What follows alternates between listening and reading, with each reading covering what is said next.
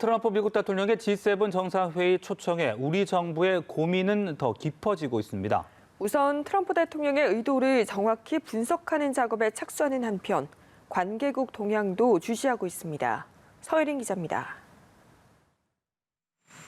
주말 사이 날아든 트럼프 대통령의 구두 제안.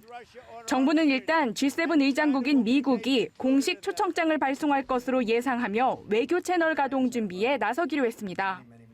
외교부 관계자는 한국이 어떤 자격으로 어떤 세션에 참여하게 될지 등이 정해져야 한다며 그에 따라 준비를 하게 될 것이라고 말했습니다. 하지만 정부의 속내는 복잡합니다.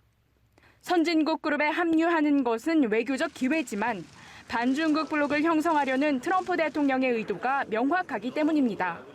한국과 함께 초청된 인도와 호주의 경우 중국 견제를 위한 미국의 인도태평양 전략의 핵심국입니다. 다만 트럼프 대통령이 의도한 중국 고립 단일 대우가 형성될지 미지수라는 분석도 나옵니다.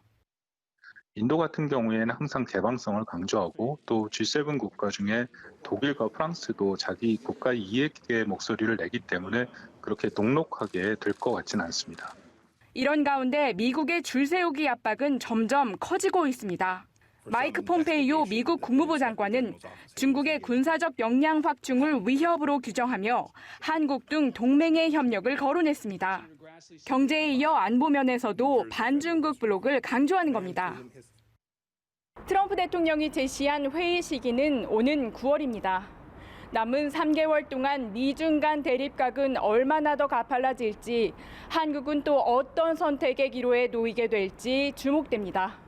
연합뉴스 TV 서혜림입니다.